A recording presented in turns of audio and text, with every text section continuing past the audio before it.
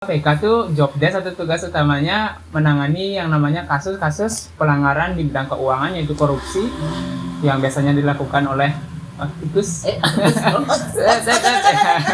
Ini masih direkam. Oh. Iya.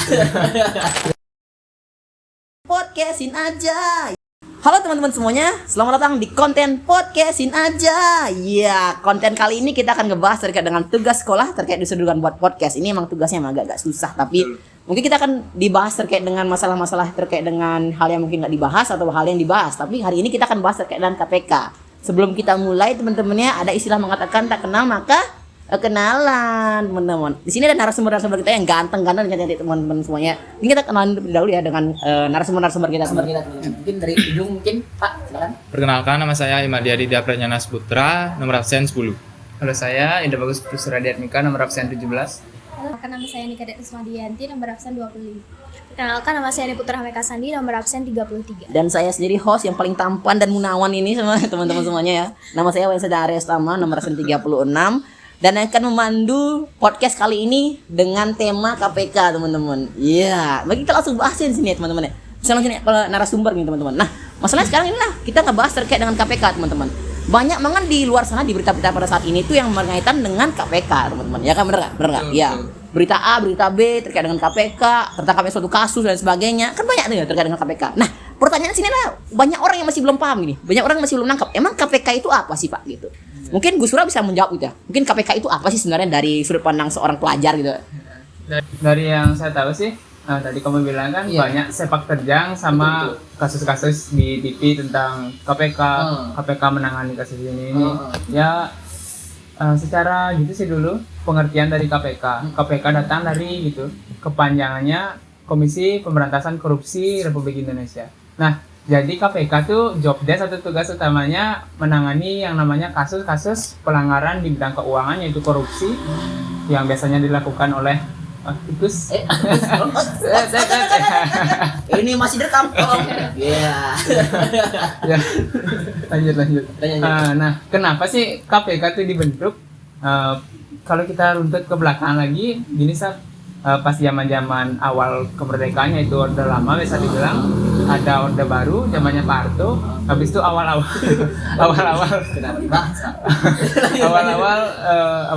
gitu masa reformasi.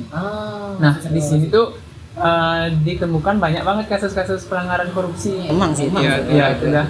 Nah, di ini akar utamanya karena gak ada lembaga yang sifatnya independen yang menangani namanya korupsi itu sendiri. Sehingga kalau gak independen sifatnya, mereka tuh bakal mudah kayak disuap gitu.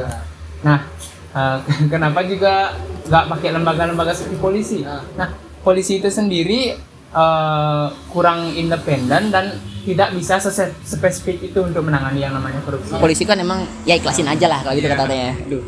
Walaupun hubungannya ke masyarakatan, tapi kayaknya kurang sih kalau secara spesifik menangani yang namanya kasus korupsi.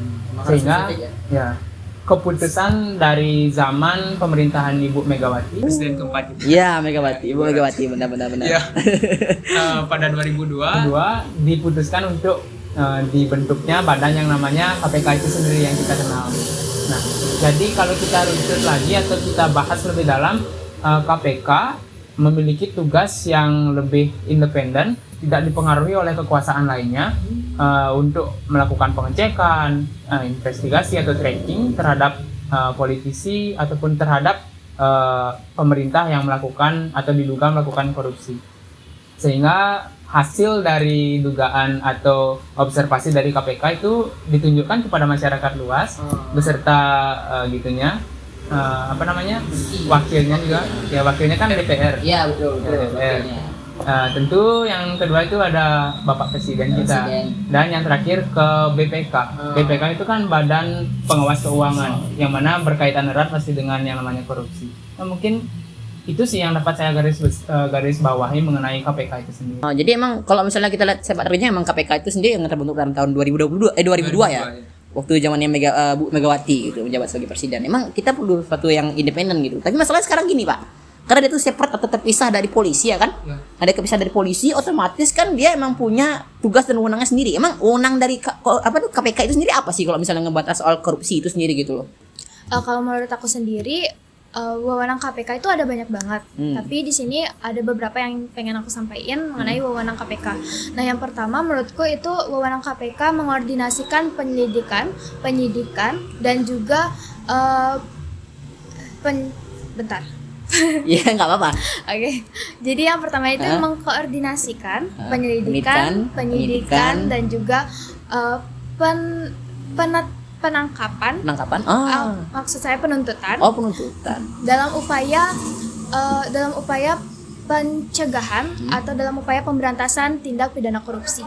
Nah, yang kedua itu ada yang namanya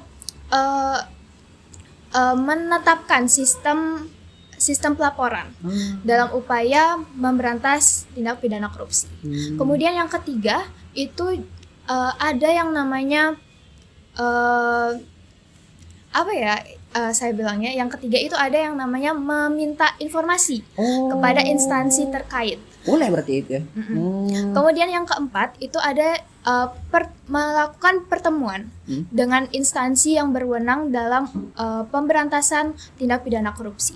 Kemudian yang terakhir itu menurut saya ada yang namanya meminta laporan dengan terkait dengan instansi terkait upaya pencegahan tindak pidana korupsi. Itu sih menurut aku. Emang wewenangnya itu emang banyak banget teman-teman. Jadi tadi ada penyidikan, ada juga penangkapan, gitu juga ada lain sebagainya. Itu juga dia emang tracking gitu ya kerjanya emang. Selain untuk ngeliatin juga harus emang ada laporan-laporannya terkait dengan lembaga-lembaga lain terkait dengan masalah korupsi ya. Emang wewenangnya emang besar ya. Wewenang sama privilege itu lebih spesifik. Iya, lebih spesifik jadinya kalau misalnya kita ngomong soal korupsi ya. Nah, masalahnya sekarang adalah begini, Pak. Kan KPK ini sendiri adalah lembaga yang menangani soal korupsi. Tapi dalam beberapa kasus atau berita-berita yang kita lihat, masyarakat itu anggota-anggota dari KPK itu malah melaksanakan korupsi. Itu gimana caranya untuk menangannya? Masalah itu yang bertanggung jawab ini siapa, Pak? Kalau misalnya terkait dengan kalau misalnya KPK atau anggota KPK yang melaksanakan ini namanya korupsi, siapa yang bertanggung jawab terkait dengan hal tersebut gitu? Jadi menurut saya yang saya tahu itu jika KPK ini melanggar, maka tahap pertama yang harus dilakukan adalah dia akan diadili oleh Dewan Kehormatan KPK. Kemudian dia akan diserahkan kepada polisi. Seperti yang kita tahu, peran KPK ini adalah untuk menguatkan hukum, khususnya yang menangani tindak pidana korupsi. Kemudian jika kita tahu ini KPK juga bertugas untuk menguatkan lembaga penegak hukum yang sudah ada sebelumnya seperti kepolisian dan kejaksaan, dan sudah dikemukakan oleh ketua pansus angker DPR.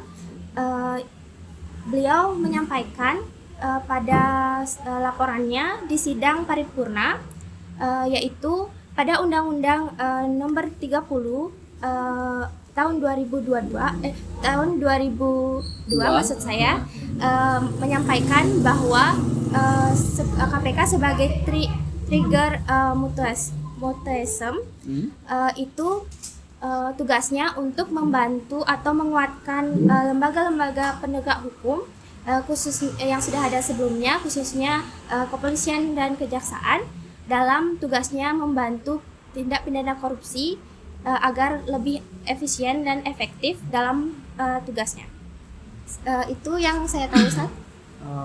Jadi emang kalau kita bilang masyarakat yang anggota-anggota KPK ini yang korupsi ini emang hal yang sangat berat hukumannya untuk kita bisa bilang di mata hukum gitu. Emang berat banget karena dia udah masuk KPK udah diajarin cara untuk bisa ngatasin korupsi, malah korupsi anak orang.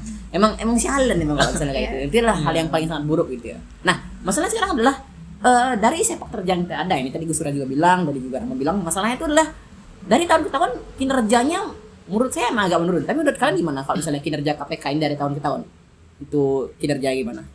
Nah, menurut beberapa sumber yang saya telah baca, kinerja KPK memang dinilai menurun secara signifikan karena target yang mereka tangani jauh dari target Turun gitu ya maksudnya. Jadi dari tahun-tahun turun gitu. dan uang negara yang mereka berhasil selamatkan itu anjlok dibandingkan dengan tahun-tahun yang sebelumnya. Oh, jadi kayak bisa kita bilang kalau misalnya udah korupsi gitu udah jadiin benda-benda lain gitu maksudnya. Dan nggak bisa dikembaliin lagi uangnya. Sialan banget emang kayak gitu ya. Emang rada-rada emang. Jadi teman-teman semuanya di sini yang nonton ya, tolong jangan lagi melaksanakan korupsi teman-teman ya, apalagi yang mulai dari kecil-kecil gitu ya. Jangan melaksanakan korupsi dari mungkin yang contoh kecil kayak misalnya ngambil apa namanya itu ngambil jajan 5 bayar 3. Kalian, saya mengatakan pada kalian semua yang di sana. Kalian dengar ya? Jangan ngambil jajan 5 bayar 3. Itu korupsi. Kasihan dagangnya. Walaupun kayak ruginya 2.000, 3.000 gitu, tapi kan maksudnya pelanggaran juga. Tetap betul. Mungkin dari kecil tiba-tiba kalian korupsi uang dana masyarakat itu kan nggak boleh gitu. Jangan gitu ya. Ya. Kalau misalnya teman-teman semuanya, tolong jangan lagi korupsi teman-teman ya. Mulai dalam hati diri sendiri nih. Daripada nanti ditangkap ya. Daripada ditangkap sama KPK, ya kan? Ini saya peringatin sekarang. Gitu teman-teman semuanya. Mungkin itu yang kita bahas dengan KPK teman-teman. Semoga kalian terhibur ya terkait dengan podcast kali ini ya. Mungkin emang agak sedikit aneh kelihatannya tapi ya kita have fun di sini ya kalau ngomong soal KPK itu. Betul kan ya? Oke, sampai jumpa teman-teman semuanya. Sampai jumpa di kesempatan berikutnya dan jangan lupa untuk like, comment dan subscribe jika kalian suka dengan konten seperti ini. Jangan lupa untuk komen kalau misalnya kalian suka. Kalau misalnya kalian ingin lagi lihat konten seperti podcast ini sendiri.